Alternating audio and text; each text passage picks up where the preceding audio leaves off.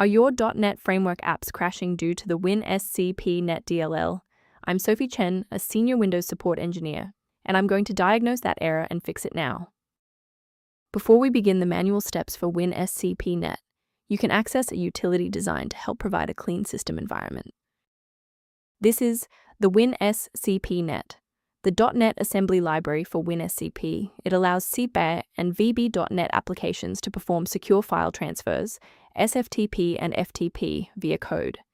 If missing, automated backup tools or data export scripts will crash, citing an assembly load failure, WinSCP NET, preventing any remote file synchronization. With that background out of the way, here is how we actually restore the missing component.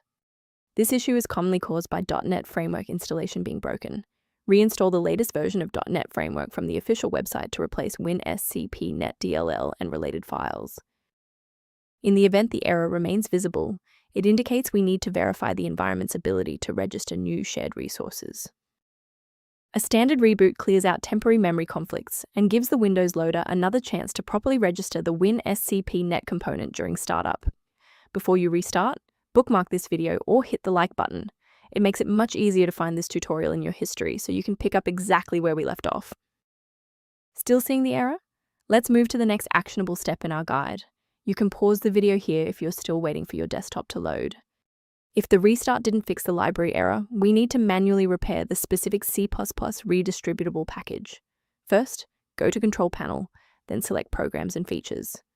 Second, find every Microsoft Visual C++ Redistributable, 2005 through 2022. Third, right-click each and select Change, then select Repair.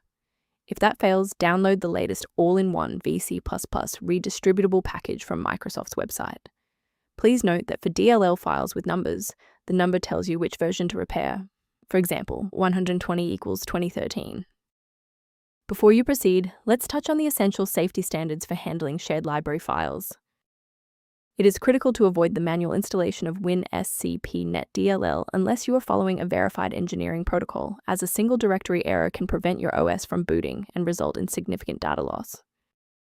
To reduce technical overhead while maintaining high security, here is a professional method for managing system-level file health. The utility linked below provides informational guidance for users reviewing WinSCP NET and system behavior.